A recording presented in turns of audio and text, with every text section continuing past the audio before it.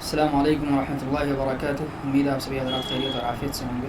ٹھیک ہے، ہم آج کا سبق شروع کرتے ہیں۔ رحمۃ اللہ الواسع شرح حجۃ اللہ البالغہ جلد تحرم کے صفحہ نمبر 232 پر ہیں۔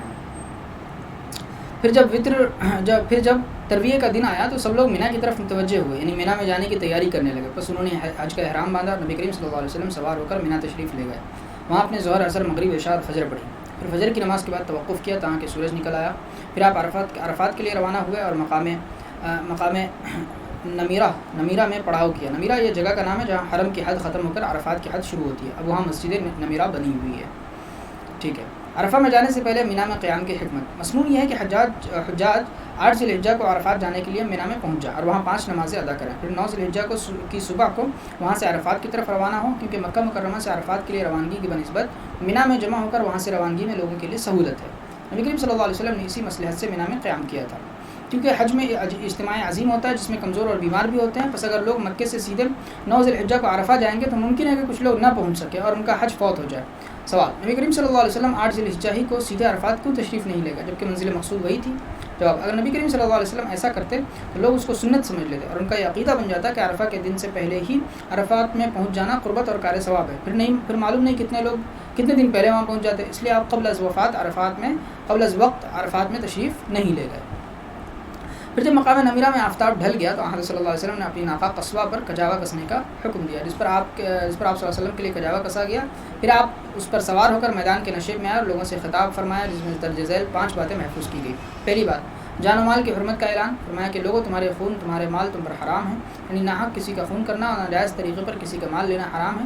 جیسے تمہارے اس دن کی، تمہارے اس شہر کی اور تمہارے اس سرزمین کی حرمت، یعنی جیسے یوم عرفہ محترم ہے، شہر مکہ محترم ہے اور حرم شریف محترم ہے، ان کی بے حرمتی جائز نہیں۔ اسی طرح لوگوں کے جان و مال بھی محترم ہیں، ان میں ناحق دست اندازی جائز نہیں۔ دوسری بات، جاہلیت کی تمام باتوں کی پامالی۔ فرمایا سنو، جاہلیت کی تمام چیزیں میرے قدموں تلے پامال ہیں۔ پہلی مثال، جاہلیت کے زمانے کے خون کے سب دعوے پامال ہیں اور سب سے پہلے میں اپنے گھرانے کے ایک خون کا دعویٰ ختم کرتا ہوں۔ یہ ربیعہ کے لڑکے، یعنی آپ صلی اللہ علیہ وسلم کے چچا بھائی کے لڑکے کے خون کا دعویٰ ہے، جو قبیلہ بنو سعد میں دودھ پیتا تھا اور اس کو قبیلہ حذیل کے لوگوں نے قتل کر دیا تھا۔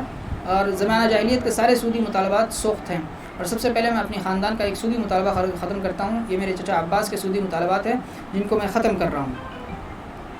تیسری بات، عورتوں کے ساتھ حسن سلوک کی تائید اور زوجین کے حقوق کا بیان۔ فرمایا تم لوگ عورتوں کے معاملے میں اللہ سے ڈرو، کیونکہ تم نے ان کو اللہ کی امانت کے طور پر ہی لیا اور اللہ کے حکم سے تمہارے لیے ان سے فائدہ اٹھانا حلال ہوا ہے۔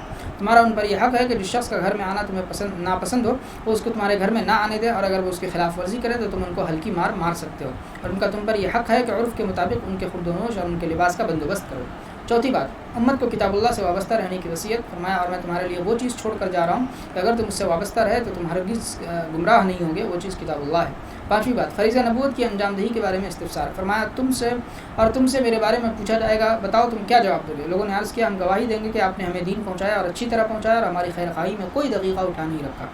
آپ نے اپنی انگشت شہادت آسمان کی طرف اٹھائی، پھر آپ وہ اشارہ لوگوں کے سروں پر لائے اور 3 بار فرمایا، اے اللہ گواہ رہے، اے اللہ گواہ رہے، اے اللہ گواہ رہے۔ اس کے بعد حضرت بلال رضی اللہ عنہ نے اذان دی، پھر تکبیر کہی اور آپ نے ظہر کی نماز پڑھائی۔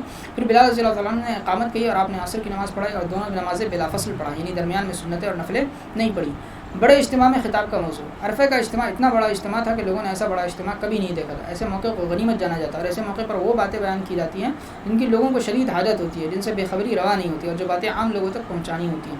چنانچہ رسول اللہ صلی اللہ علیہ وسلم نے بھی اس خطبے میں، جو آپ کی زندگی کا اہم ترین اور الوداعی خطبہ تھا، دین کی بنیادی اہمیت رکھنے والی باتیں بیان فرمائی ہیں جو اوپر بیان کی گئی، اور یہ سارا خطبہ نہیں ہے بلکہ صرف چند باتیں جو صحابہ کرام رضی اللہ عنہم نے یاد رکھی ہیں، ان کے علاوہ معلوم نہیں کیا کیا باتیں بیان فرمائی ہوں گی۔ عرفہ اور مزدلفہ میں نمازیں جمع کرنے میں حکمت۔ 2 مصلحتوں سے رسول اللہ صلی اللہ علیہ وسلم نے عرفہ میں ظہر اور عصر اور مزدلفہ میں مغرب اور عشاء کو جمع فرمایا۔ پہلی مصلحت، عرفہ اور مزدلفہ میں لوگوں کا بڑا بھاری اجتماع ہوتا ہے اور وہاں 2 مرتبہ نمازوں کے لیے حاضری سخت دشوار ہے، اور ایک اجتماع تو ضروری ہے تاکہ سب لوگ حضرت صلی اللہ علیہ وسلم کی زیارت کریں اور اس موقع کا اہم ترین بیان سنیں، اس لیے ایک ہی اجتماع میں دونوں نمازیں ادا کی گئیں۔ دوسری مصلحت، عرفہ کا خاص مشغلہ ذکر و دعا ہے اور نماز کے اوقات کی پابندی سال بھر کا حکم ہے، اور عمومی اور خصوصی امروں میں جب تعارض ہوتا ہے تو انوکھی نئی اور نادر صورت کو ترجیح دی جاتی ہے۔ چنانچہ ذکر و دعا کی اہمیت کے پیش نظر عرفے میں 2 نمازیں ایک ساتھ کی گئی۔ فائدہ، تجربہ یہ ہے کہ جب عرفے میں ذکر و دعا شروع کی جاتی ہے تو ایک خاص کیفیت طاری ہو جاتی ہے جس کی کیفیت بیان نہیں کی جا سکتی.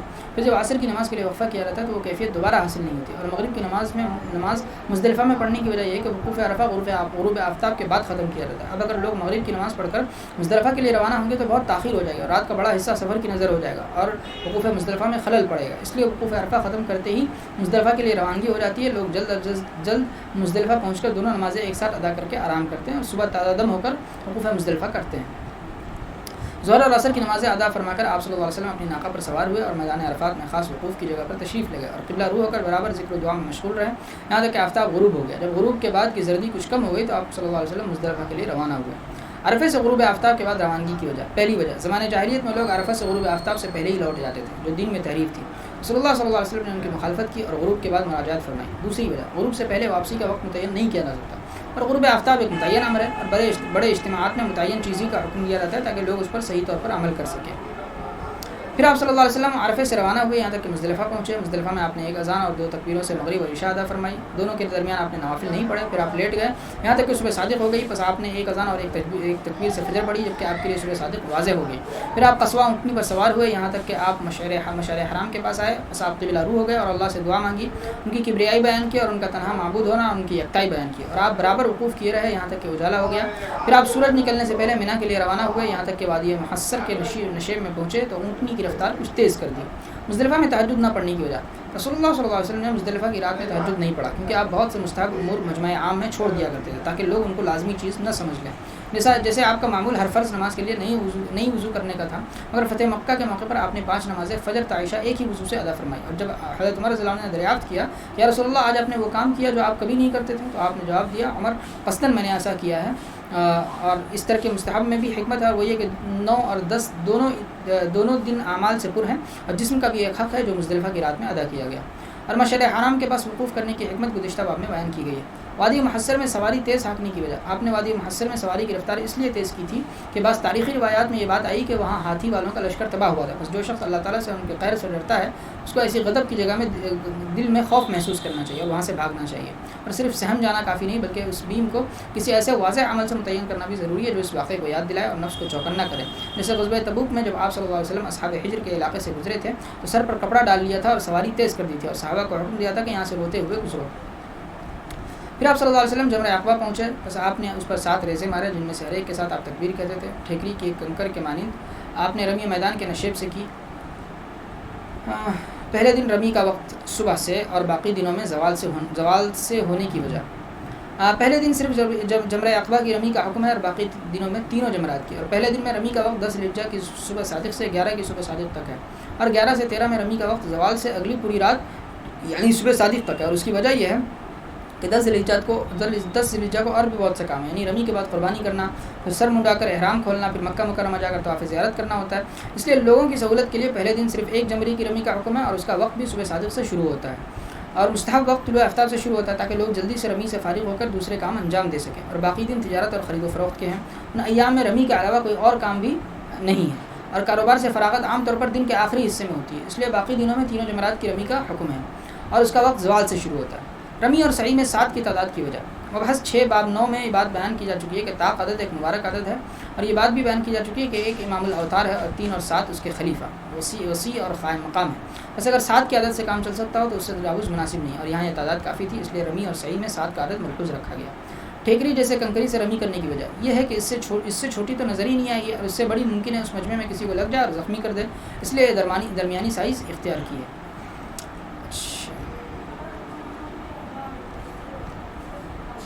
رسول اللہ صلی اللہ علیہ وسلم نے فرمایا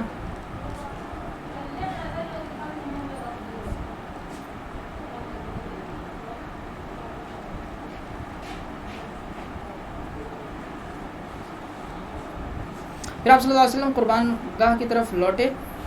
پہلے 63 اونٹ اپنے ہاتھ سے ذبح کیے, پھر چھری حضرت علی رضی اللہ عنہ کو دی تاکہ وہ باقی اونٹوں کو ذبح کرے اور پھر آپ نے ان کو اپنی ہدی میں شریک کر لیا. پھر ہر اونٹ میں سے ایک بوٹی کاٹنے کا حکم دیا اور ان سب بوٹیوں کو ایک ہانڈی میں پکایا گیا. پھر دونوں حضرات نے ان کا گوشت کھایا اور ان کا شوربہ پیا. 63 اونٹی کی قربانی کی وجہ. چونکہ آپ صلی اللہ علیہ وسلم کی عمر مبارک 63 سال ہوئی ہے, اس لیے آپ نے اپنے دست مبارک سے 63 اونٹوں کی قربانی فرما کر ہر سال کی زندگی کی نعمت کا شکریہ ادا کیا. اور تمام ہدیوں میں سے تناول فرمانے کی وجہ ایک تو قربانی سے دلچسپی ظاہر کرنا مقصود تھا, دوسری تبرکاً ان کو تناول فرمایا تھا. رسول اللہ صلی اللہ علیہ وسلم نے ارشاد فرمایا کہ میں نے قربانی اس جگہ کی ہے اور ساری قربانی اس جگہ کی ہے اور سارا مینا قربانی کی جگہ ہے، بس تم اپنے ڈیروں میں قربانی کر سکتے ہو، اور عرفات میں نے یہاں یعنی پتھر کی بڑی چٹانوں کے پاس وقوف کیا، اور عرفات سارا وقوف کی جگہ ہے، اور مزدلفہ میں نے یہاں مشعر حرام کے پاس وقوف کیا، اور مزدلفہ سارا وقوف کی جگہ ہے۔ ایک روایت میں یہ ذاتی کی کہ مکہ کی ساری راہیں راستہ اور ذبح کی جگہ ہے، یعنی حاجی جس راہ سے چاہے مکے میں داخل ہو سکتا ہے، مکے کے بالائی حصے سے جہاں سے آپ داخل ہوئے تھے داخل ہونا ضروری نہیں ہے، اور حدی ذبح کرنے کی جگہ پورا حرم شریف ہے، اور مکہ بھی حرم میں داخل ہے، بس مکہ میں بھی حدی ذبح کی جا سکتی ہے۔ تشریع اور غیر تشریعی اعمال کے درمیان فرق۔ تشریعی اعمال وہ ہیں جو آقا صلی اللہ علیہ وسلم نے مسئلہ شرعی کے طور پر کیے ہیں، یعنی اس لیے کیے ہیں کہ وہ لوگوں کے لیے دینی مسئلہ بنے اور لوگ اس پر عمل پیرا ہوں، بس ان کا اتباع واجب ہے۔ اور غیر تشریعی اعمال وہ ہیں جو آپ نے اتفاقی طور پر یا کسی وقت کی خاص مصلحت کے پیش نظر یا محاسن امور کو اختیار کرنے کے طور پر کیے ہیں، ان امور میں آپ کا اتباع مستحب ہے، ضروری نہیں۔ مذکورہ حدیث میں آپ صلی اللہ علیہ وسلم نے یہی فرق واضح کیا کہ عرفات میں اور مزدلفہ میں مخصوص جگہ وقوف کرنا اور مینا میں مخصوص جگہ قربانی کرنا دوسری قسم کے اعمال میں سے، بس پورے میدان عرفات میں اور پورے مزدلفہ میں وقوف کرنا درست ہے، اور سارے حرم میں کسی بھی جگہ حدیق کا جانور ذبح کیا جا سکتا ہے۔ پھر احرام کھولنے کے بعد آپ اپنی ناقہ پر سوار ہوئے، بیت اللہ شریف لوٹے اور مکے میں ظہر کی نماز ادا کی اور طواف کیا اور آب زمزم نوش فرمایا۔ طواف زیارت میں جلدی دو وجہ سے کیے، ایک اس لیے کہ عبادت اس کے اول وقت میں ادا ہو جائے، طواف زیارت کا وقت 12 ذی الحجہ کی شام تک ہے۔ دوسری وجہ ہے کہ انسان اس سے مطمئن نہیں کہ اس کے کوئی معنی پیش آ رہا ہے، اس لیے حج فرض ہوتے ہی اولین فرصت میں حج کر لینا مستحب ہے۔ زمزم پینے کی وجہ، ایک تو یہ کہ زمزم بھی شاعر اللہ میں سے ہے، پس عظمت و احترام کے نقطہ نظر سے آپ نے آب زمزم نوش فرمایا۔ دوسری وجہ ہے کہ آپ نے اس کو تبرکاً نوش فرمایا، کیونکہ یہ چشمہ اللہ تعالیٰ نے اسماعیل علیہ السلام اور ان کی والدہ حضرت حاجر رضی اللہ عنہ پر مہربانی فرماتے ہوئے نمودار کیا، اس لیے پانی متبرک ہے۔ پھر جب مینا کے دن پورے ہو گئے تو آپ نے ابطح میں پڑاؤ کیا اور طواف وداع کیا، مدینے کی طرف مراجعت فرمائی۔ ابطح کا پڑاؤ مناسک میں داخل نہیں، اس میں اختلاف ہے، حضرت صلی اللہ علیہ وسلم کا ابطح میں پڑاؤ عادت کے طور پر تھا یا عبادت کے طور پر، یعنی یہ نزول مناسک میں داخل ہے یا نہیں۔ حضرت ابن عمر رضی اللہ عنہ اس کو سنت فرماتے ہیں، اور ابن عباس اور عائشہ رضی اللہ عنہما اس کو محض راستے کی ایک منزل قرار دیتے ہیں، مناسک میں شامل نہیں کرتے۔ صدیقہ فرماتی ہے کہ آپ نے وہاں پڑاؤ اس لیے کیا تھا کہ سب ساتھی وہاں جمع ہو جائے اور وہاں سے ایک ساتھ واپسی عمل میں آئے۔ اور بخاری شریف میں ایک روایت ہے کہ آپ نے مینا کے ایام میں فرمایا تھا کہ ہم کل خیف بنی کنانہ میں پڑاؤ کریں گے، جہاں قریش اور کنانہ نے باہم قسمیں کھائی تھیں، یعنی رسول اللہ صلی اللہ علیہ وسلم کے بائیکاٹ کا فیصلہ کیا تھا۔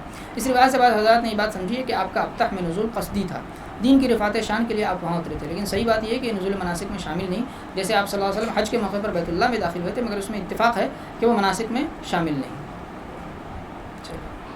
ٹھیک ہے، آج ہم یہیں تک رہنے دیتے ہیں، بہت بہت شکریہ، جزاکم اللہ خیر، السلام علیکم ورحمۃ اللہ وبرکاتہ۔